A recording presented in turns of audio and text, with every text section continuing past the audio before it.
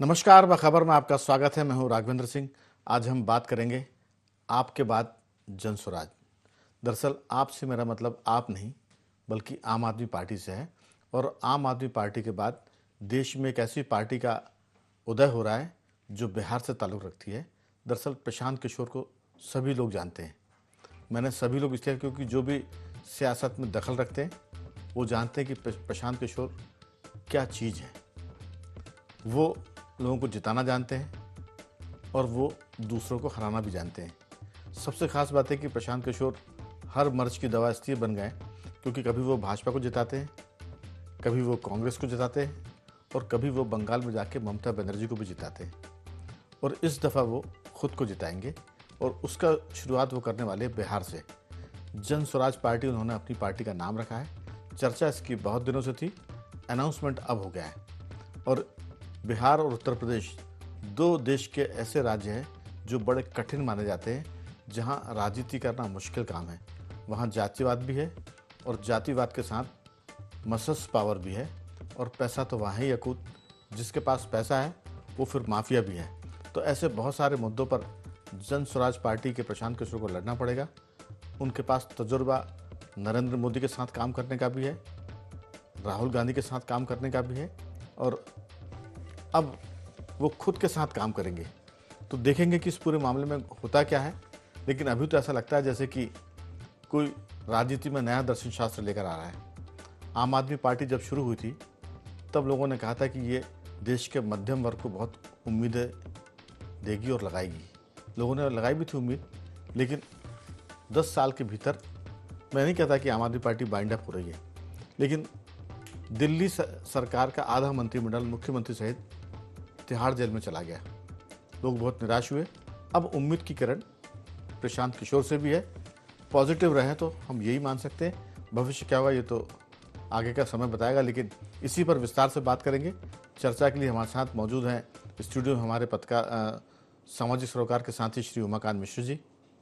Skype पर हमारे साथ जुड़ गए हैं हमारे वरिष्ठ पत्रकार साथी श्री रंजन श्रीवास्तव जी। और टेलीफोन लाइन पर हैं सामाजिक सरोकार से जुड़े रहने वाले रमेश सिंह जी, जो सामाजिक सरोकार में देहात से जुड़ते हैं, कृषि से जुड़ते हैं और जब बात आती है तो वो जियो पॉलिटिक्स पर भी बात करते हैं।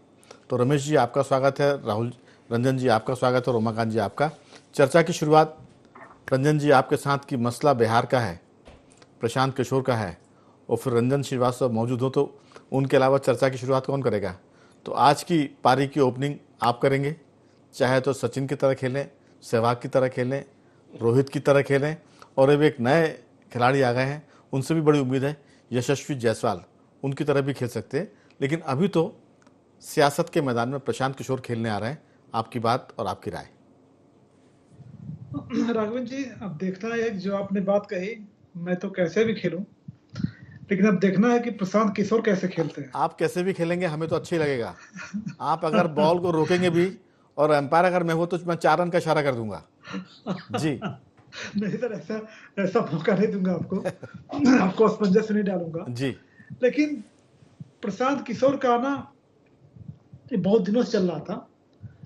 उन्होंने उसको पहले एक अभियान का नाम दिया था, अब पार्टी में कन्वर्ट कर रहा है। तो कोई ऐसा सरप्राइज फैक्टर नहीं है जो पार्टी लॉन्च कर रहे हैं। दूसरी बात यह है कि जैसे आपने कहा कि वो लगातार हर पार्टी के साथ जुड़ते रहे हैं, पार्टी के साथ उनके लिए नैरेटिव सेट करते रहे हैं, उनको जिताते रहे हैं। लेकिन अगर पूरा ट्रैक रिकॉर्ड अगर देखेंगे जी तो दोनों है, यश भी है, अपयश भी है।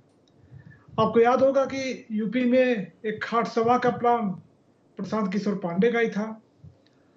वो खाट सभा फेल हो गई, कांग्रेस फेल हो गई। फिर जब ये सेफोलॉजिस्ट के रोल में आए तो कई जगह उन्होंने जो घोषणाएं की कि ऐसा ऐसा होगा, वो कई जगह नहीं हुआ। रंजन जी, मैं थोड़ी सी और माफ़ी के साथ, जी चूँकि जी खाट सर। सभा और प्रशांत किशोर के फेल होने का मुझे ना प्रशांत किशोर से हमदर्दी ना खाट सभा के फेल होने से। उत्तर प्रदेश में तो कांग्रेस के साथ ये जुड़ गया है। अगर वो वहाँ से बाहर हुई है तो आप देखिए, कोई भी खाट ले आओ, कोई भी रिवॉल्विंग चेयर ले आओ, कोई कुर्सी लेकर जाओ, दो लड़के हैं, दोनों कड़केट हैं, ये भी आप कह सकते हो, लेकिन वहाँ तो उत्तर प्रदेश में कांग्रेस की अभी स्थिति, कोई किशोर आ जाए वो बच्चे की स्थिति में रहेगी, बालपन में ही है। जी जो मैं कहना चाहता था जी कि पार्टी या पार्टी के नेता, आप किसी के बल पर राजनीति नहीं कर सकते हैं। आप नैरेटिव सेट कर सकते हैं, कुछ परसेंट वोट इधर का उधर स्विंग कर सकते हैं, लेकिन पार्टी का फ्यूचर आप उसको नहीं बदल सकते हैं अगर पार्टी में दम नहीं है या नेता में दम नहीं है। बिल्कुल। अब प्रशांत किशोर उसी रोल में है, वो नेता हैं, उनके साथ पार्टी है।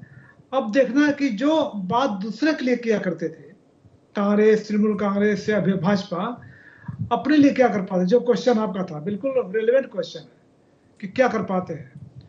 आज एक बड़ी चीज से एक जो मुझे निराशा हुई राघवेंद्र जी, प्रशांत किशोर ने कहा है कि हम जो बिहार में शराबबंदी है उसको खत्म करेंगे, उससे जो पैसा आएगा उसको एजुकेशन में हम खर्च करेंगे, एजुकेशन को सिस्टम ठीक करने के लिए।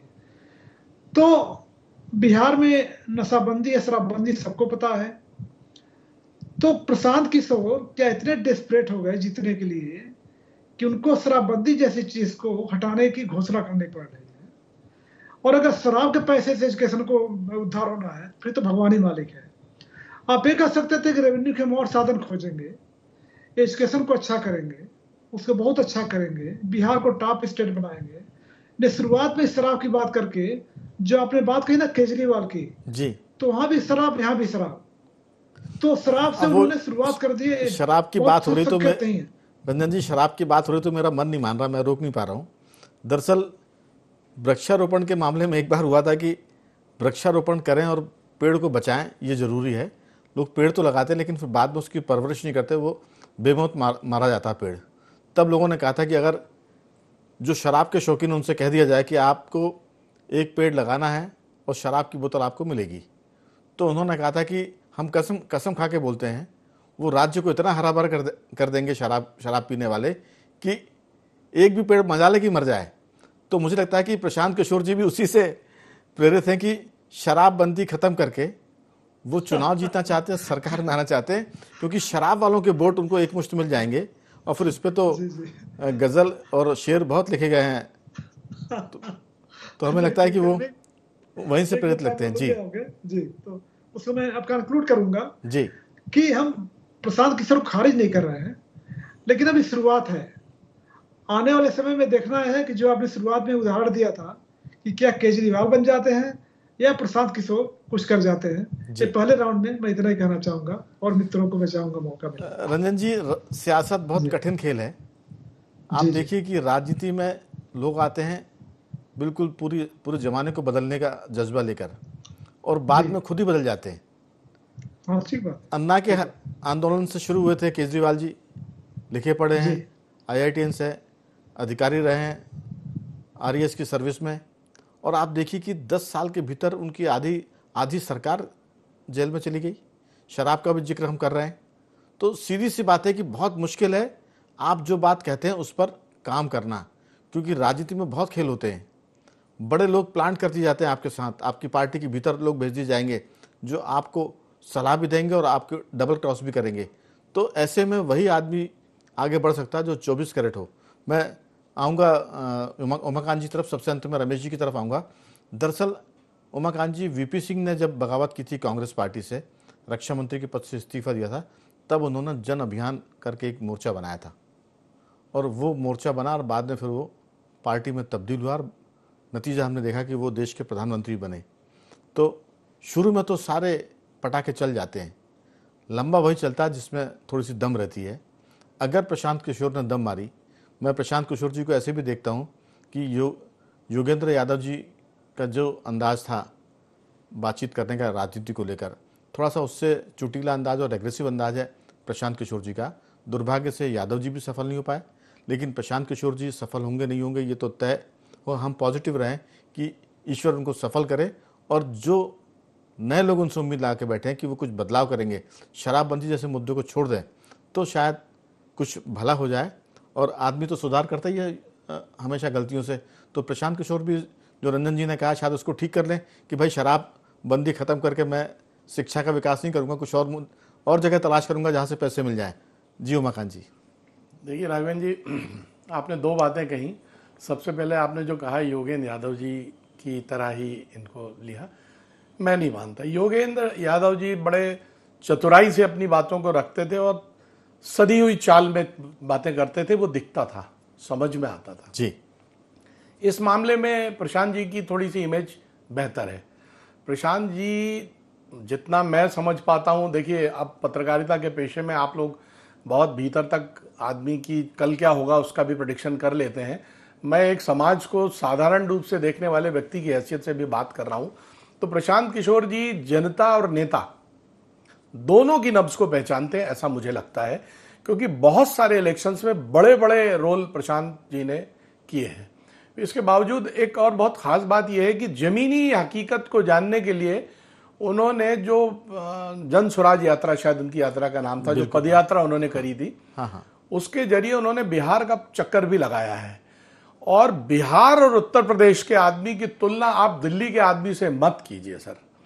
बिहार और उत्तर प्रदेश का आदमी बहुत जमीन का आदमी होता है, किसी भी पेशे में हो, उसको जमीनी हकीकत का बहुत ज्ञान रहता है। और हिंदुस्तान की नब्ज को बिहार और उत्तर प्रदेश का आदमी बहुत गंभीरता से समझता है, क्योंकि वो कई चरणों में बड़ा होता है, एकदम से बड़ा नहीं होता बिहार और उत्तर प्रदेश का आदमी। इसलिए मेरा ऐसा ख्याल है। मैं इसमें जुड़ूं, आज मेरा काम ही है जोड़ने का। जी बताइए। दिल्ली भी बिहार और यूपी के लोगों से भरी है जी। वहां पंजाब के लोग तो कम हो गए जी, हरियाणा के लोग कम हो गए जी। दिल्ली में बिहार और यूपी का रंग इस तरह छा गया है कि बिहारी और यूपी का आदमी वहां जाके पंजाबी के अंदाज में बात करता है, लेकिन छा गए बिहारी और यूपी के, चाहे वो मीडिया की बात हो, चाहे पॉलिटिक्स की बात हो, या और किसी बात। जी जी। और प्रशांत जी को लेकर के एक बात और मैं जो मुझे दिखती है वो ये कि बिहार की राजनीति में किसी नए सितारे के उदय होने की गुंजाइश बहुत ज्यादा है। ये बड़ा माकूल वक्त है बिहार की राजनीति में एंट्री लेने का। देखिए जेडीयू में नीतीश जी का सूर्य जो है वो अस्ताचल की ओर है, और आरजेडी की स्थिति जो भी है सामने दिख रही है। अब कल कोई चमत्कार हो जाए तो हम नहीं कह सकते। और कांग्रेस और बीजेपी भी मतलब उस रूप में वहां नहीं है जिस तरह से होना चाहिए। तो बिहार की राजनीति में एक ऐसे व्यक्ति की जिसकी छवि बहुत अच्छी हो, जो अपने आप को कम से कम ऐसा प्रदर्शित कर रहा हो कि वो स्पष्ट और अच्छी राजनीति के लिए यहां पर आया है, अगर ऐसा कोई व्यक्ति बिहार की राजनीति में इस समय एंट्री लेता है तो मुझे लगता है उसके लिए बिहार में गुंजाइश है। इनकी इमेज बड़ी साफ सुथरी है, ऐसा मुझे लगता है। विचारधारा बहुत स्पष्ट है, और सबसे बड़ी बात जो है कि अभी तक के रिकॉर्ड में इनके कोई दाग नहीं है। जबकि राजनीतिक जीवन भले ही कुछ ना हो, लेकिन जितने समय से राजनीति की आप विश्लेषण कह लें या प्रोग्रामिंग कह लें, इवेंट कह लें, कुछ भी कह लें, लेकिन अभी तक की इनकी इमेज बड़ी साफ सुथरी है और बहुत स्पष्ट है। देखिए अभी तो वो काजल की कोठरी में बाहर से थे, अब वो काजल की कोठरी में एंट्री कर रहे हैं, तो उस खदान से जब निकलेंगे तब देखेंगे कि दाग है कि नहीं, कि फिर हम कहेंगे कि दाग अच्छे होते हैं। सवाल यही है कि आपने जो बात की, मैं भी इस बात से सहमत हूँ कि बिहार में एक सूनापन है राजनीति को लेकर। भाजपा के पास कोई चमकता चेहरा नहीं है, कांग्रेस के पास भी ये स्थिति है। नीतीश बाबू जो हैं वो एक तरह से अपनी पारी खेल चुके हैं। लालू यादव के परिवार में कोई छक्का लगा सकता है, उनका क्रिकेटर बेटा है जो अभी लीड कर रहा है, लेकिन वो क्या करेगा कुछ नहीं पता, लेकिन लोग आजमा रहे हैं, मानो आजमाए हुए हो चुके हैं वो। तो ये मौका, तो इसमें कोई शक नहीं कि मैदान खाली है या मैदान में खिलाड़ी ऐसे हैं जो बहुत यूज्ड टू हो चुके हैं पब्लिक के लिए। तो जनता एक, जैसे मैं एक हल्का सा एग्जाम्पल दे रहा हूँ, उसको उस एग्जाम्पल से ना कोट लें, मंशा समझें कि कई बार बाजार में नई साबुन आती है तो लोग कहते हैं कि इसको भी लगा के देख लो। अभी तक तो लक्ष्य चल रहा था, लाइफ बॉय चल रहा था, इनके विज्ञापन नहीं कर रहे हैं हम, लेकिन बाजार में एक नया चेहरा आया। केजरीवाल जी नए चेहरे आए थे, हाथों हाथ ले लिए गए। अब देखिए मोदी जी नया चेहरा था बीजेपी का, हाथों हाथ ले लिया उन्होंने, जनता ने। तो जब वो एक दो बार देखिए, इस बार घट गई सीटें मोदी जी की, तो मुझे लगता है कि ये जो स्थिति है वो अपनी जगह है। एक आदमी आया है, जनता मौका देती है, हिंदुस्तानी जनता वैसे बहुत लिबरल है। रमेश जी आप किस ढंग से देखते हैं, क्योंकि एक नया चेहरा है, वो जनता से कनेक्ट हो रहे हैं, उन्होंने यात्रा निकाली है, अगर वो जुड़ गया और जनता के बात को समझ गए तो जो गलती वो कर रहे हैं कि शराबबंदी ख़त्म करके हम फिर से शिक्षा की तरफ जाएंगे, तो शराबबंदी अगर आप खत्म करेंगे और शिक्षा लेकर आएंगे तो फिर शराबी विद्यार्थी हो जाएंगे, तो कैसे काम चलेगा? आपकी राय? जो पीके साहब हैं वो पीके के तो पक्ष में जा रहे हैं, लेकिन जनता पीके को, यानी पीके का मतलब होता है पिए हुए आदमी, तो उसके पक्ष में जाएगी कि नहीं, ये भी खास बात रहेगी। आपकी राय रमेश जी? राघवेंद्र जी, बिहार की सबके समाज की जो संस्कृति है वो भारत की एक बहुत विशिष्ट संस्कृति है। वहाँ पे कुछ ऐसी चीजें हैं जो हिंदुस्तान में कहीं नहीं है। जैसे आपने सुना होगा पकड़ शादी, हिंदुस्तान के किसी भी राज्य में पकड़ शादी नहीं है, वो बिहार में है। बिहार में सबसे ज्यादा गरीबी है, लेकिन सबसे ज्यादा आईएएस और आईपीएस बिहार से निकलते हैं। बिहार मतलब पूरे देश की कृषि की मजदूरों की सप्लाई बिहार से होती है। पूरे देश के जो उद्योग धंधे हैं वहाँ की सप्लाई बिहार से होती है। ये बिहार की संस्कृति की विशिष्टता है। और इस विशिष्ट संस्कृति में एक अंतर विरोध है कि सब लोग बाहर जा रहे हैं, गरीबी बहुत है, खेती में उत्पादन नहीं है, एक सामाजिक और राजनीतिक शून्य बहुत दिनों से एक अराजकता की स्थिति है। गुंडागर्दी का हाल यह है कि वहाँ मेरे ख्याल से इतनी ज्यादा लड़कियां वहाँ उठती है, इतनी कहीं नहीं उठती होगी। गुंडों का हाल यह है कि आज भी मतलब वहाँ के सांसद तक अभी भी गुंडागर्दी कर, वो गुंडा टैक्स जो होता है जैसे कहते, वो अभी तक वहाँ चल रहा है। तो ऐसे समाज को रमेश जी वहाँ तो छोड़िए, संसद में भी पप्पू यादव तो सभा अध्यक्ष की आसंदी पर पहुंच गए थे, और आसंदी पर पहुंचकर उनसे जिस अंदाज में बात करते वो भी गुंडागर्दी का उदाहरण था। अभी की बात है ये, 18वीं लोकसभा की। जी, ये पप्पू यादव पे ये आरोप है अभी का कि उनने कुछ करोड़ रुपए कुछ खोके मांगे थे, उस पे एफआईआर भी हुई थी, गिरफ्तारी हुई, पता नहीं। तो ऐसे विशिष्ट समाज को पीके कैसे हैंडल कर पाएगा? पीके एक पढ़े लिखे आदमी है, अमेरिका से आए हैं, उनने अभी बिहार की पूरी यात्रा भी की है, बिहार की नब्ज को समझने की कोशिश की। जहां तक शराबबंदी का मुद्दा ना राघवेंद्र जी, उस पर जो उन्होंने स्टैंड लिया है जी, तो मुझे ऐसा लगता है कि जो निचला तबका है बिहार का वो पूरा शराब पीता है, और शराबबंदी से उस तबके की अर्थव्यवस्था जो है बहुत गड़बड़ाई है, क्योंकि वो अभी तस्करी से शराब पी रहा है। जो शराब की बोतल 50 रुपए में मिलनी चाहिए वो उन्हें 100 रुपए में मिल रही। तो उस जो तबका है, यही तो दिक्कत है। आप पब्लिक के वेलफेयर के लिए पॉलिटिक्स कर रहे हैं या उनको शराब पिला के नशे में फिर से सुलाने की कोशिश कर रहे हैं? अगर शराब खराब होती तो उस पर बंदिश क्यों लगती? आप उस गरीब तबके के लिए फिर से शराब देकर सरकार में आना चाहते हैं, तो ये तो नेगेटिव अप्रोच हुई। वही मैं कह रहा हूँ कि पीके ने एक सस्ती पॉलिटिक्स करने की कोशिश की है कि जो लोग इस शराब के पक्ष में है, एक बड़ा तबका है निचला, उसको अपने फेवर में करने के बजाय ये उन्हें समझाने के या एक मैसेज देने के शराब बुरी चीज है, समाज परिवार को तोड़ती है, अर्थव्यवस्था को तोड़ती है, घर बर्बाद करती है, पढ़ाई शिक्षा से दूर करती है, स्वास्थ्य के इशू पैदा करती है। इसके बजाय वो शराब बंदी को खत्म करके और उसको अर्थव्यवस्था में लाने की कोशिश कर रहे हैं। तो पॉपुलिस्ट पॉलिटिक्स का जो नमूना है वो तो इनने दे दिया है।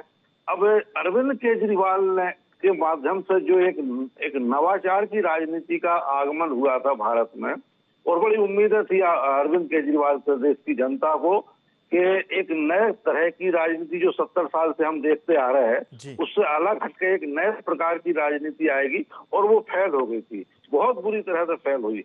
अब मेरे ख्याल से झूठ के मामले में तो अरविंद केजरीवाल ने कांग्रेस बीजेपी को भी पीछे छोड़ दिया था।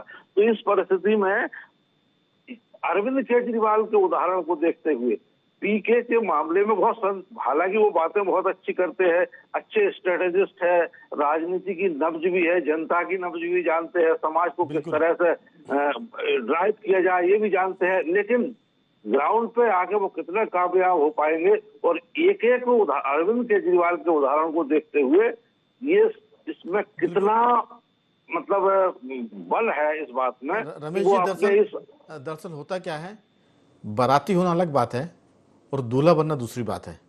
तो अभी तक तो पीके साहब जो है वो बाराती बन के हर शादी में नाचे हैं, अब वो यहाँ दूल्हा बनने वाले हैं, और दूल्हा बनने के बाद वो क्या करेंगे ये सबसे खास बात है। अभी तो वो पीके आए हैं और फिर लोग पिलाने की तैयारी भी कर रहे हैं, तो मुझे लगता है कि इस अप्रोच में एक मॉरल वैल्यूज़ की बात भी होती है कि आप शराब पीने वाले कितने वोटर होंगे। अगर आप पहले दिन से कंप्रोमाइज़ कर रहे हैं तो फिर सियासत में कंप्रोमाइज़ का कोई अंत नहीं होता। फिर आपको रेड लाइट एरिया तक कंप्रोमाइज़ करना होगा। फिर आप कल के दिन वेश्यावृत्ति के लिए भी लाइसेंस देने की बात करेंगे।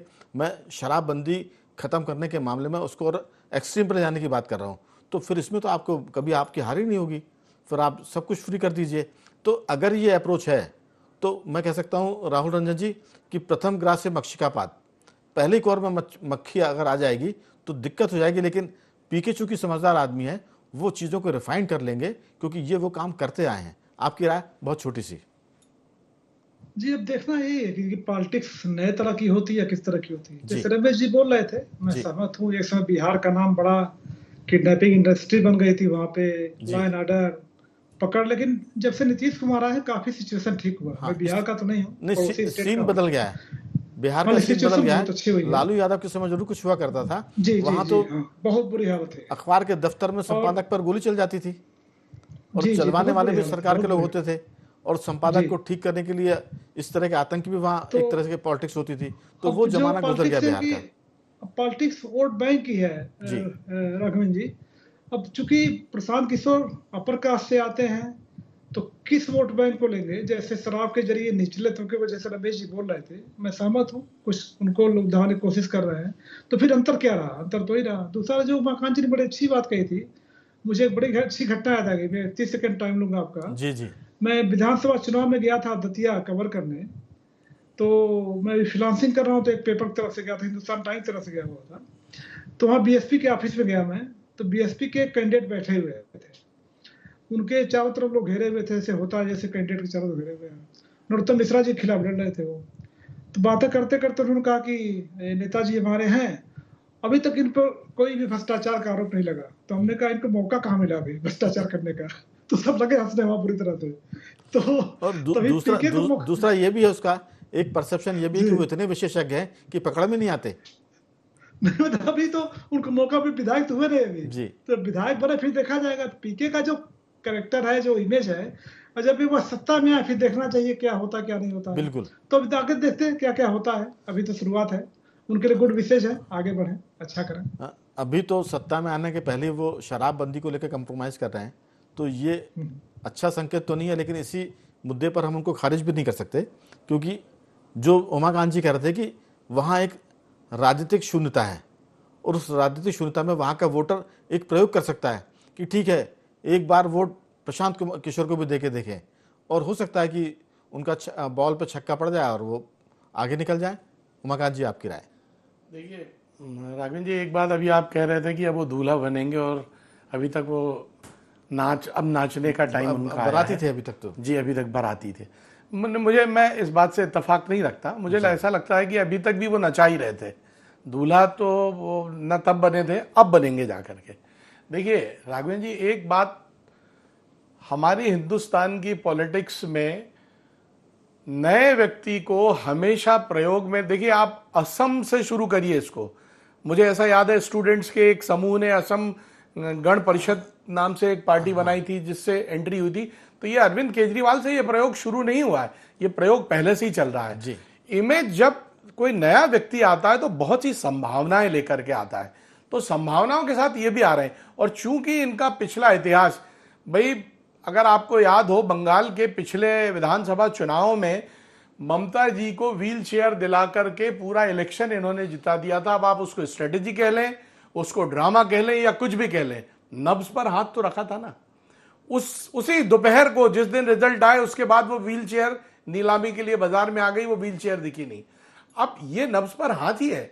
अब आप पॉलिटिकल गणित में उसको शराबबंदी का कोई स्टेटमेंट कह लें या आप ये कह दें कि पहले उसमें ही मक्खी आ गई, ये सब आपके परसेप्शंस हो सकते हैं। बट मुझे ऐसा लगता है कि ऐसा लगता है कि अगर वो पाखंड कर रहे हैं, व्हील चेयर पर लेके जा रहे, तो ये सच तो नहीं है।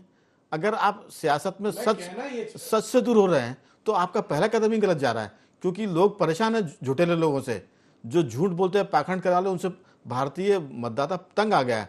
अगर आप पहले ही कदम इस ढंग से रख रहे हैं तो फिर बहुत चिंताजनक स्थिति हो जाएगी।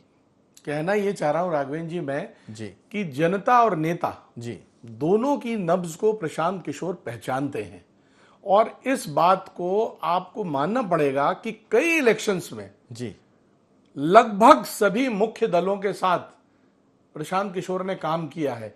तो भारतीय राजनीति में गठबंधन कैसे होता है, किस पार्टी की विचारधारा क्या है, किस पार्टी को लेकर मतदाता क्या सोचता है, इसका ज्ञान प्रशांत किशोर के पास है। और ये बात सच है कि अभी it is very early to comment upon, लेकिन ये उनकी इमेज फिलहाल मुझे देखिए, ऐसी लगती हम है कि वो बिल्कुल नाउम्मीद नहीं है। हाँ। एक आध गलती किसी से हो सकती है, लेकिन देखिए, एक हीरो होता है, एक निर्माता निर्देशक होता है। निर्माता निर्देशक अच्छी एक्टिंग करा सकता है, लेकिन किरदार तो हीरो को अदा करना पड़ता है। और अगर अब ये किरदार की भूमिका में आ रहा है, एक्टर की भूमिका में, अभी तक ये डायरेक्टर थे, टिप्स देते थे जी। तो बिहार की राजनीति में राघवेंद्र जी बहुत स्वर्णिम समय है, बहुत नहीं, जबरदस्त मैं गुंजाइश है इस समय। इस बात से सहमत हूं उस बिल्कुल। बात का लाभ प्रशांत किशोर ने बहुत स्ट्रेटेजिकली एंट्री दी है आज। लेकिन अगर एक्टिंग में जरा भी गड़बड़ हुई तो जनता एकदम से उतार के नीचे भी कर देती है। तो ये जो गलती जो रंजन जी ने पकड़ा था मुद्दा, कि अगर आप शराबबंदी को ख़त्म करके सत्ता पर जाना चाहते हैं तो सत्ता पर तो पहुंच सकते हैं, लेकिन वो बहुत टिकाऊ और नैतिक बल के मामले में कमजोर होगी। रमेश जी, आपकी राय? जी भविष्य की संभावनाओं को छोड़ दे तो अभी उन्होंने अजीत भारती को अपनी पार्टी का अध्यक्ष बनाया। वो रिटायर्ड IAS है और पिछड़ा दलित वर्ग से आते हैं, एक अच्छा संकेत है। दूसरा, कृषि और औद्योगिकीकरण की उनका जो विजन है, वो अगर कामयाब करते हैं तो बिहार को एक मजदूर राज्य से एक रोजगार उन्मुख राज्य की ओर ले जाएंगे। अगर ऐसा कर पाते हैं तो ये बिहार के लिए स्वर्णिम युग होगा और बिहार रमेश के जी, लिए एक हीरो होगा। संभावनाएं बहुत सारी हैं, हम सब भी पॉजिटिव हैं, लेकिन अगर कोई गलती करेगा तो जैसे रंजन जी ने उसको पॉइंट आउट किया, पॉजिटिव चीज़ उमाकांत जी ने भी बताई, और हमारा कहना ये कि कुछ भी हो, एक नया खिलाड़ी मैदान में आएगा तो लोगों को ऑप्शन तो मिलेगा, फिर देखते हैं क्या होता है। मैं तीनों मेहमानों का धन्यवाद करूंगा। रमेश जी, आपका साधुवाद। रंजन जी, आपका बहुत बहुत धन्यवाद। और उमाकांत जी, आपका साधुवाद कि आपने चर्चा में हिस्सा लिया। तो बख और मैं सिर्फ इतना ही। बने रहिए हमारे साथ और देखते रहिए IND24।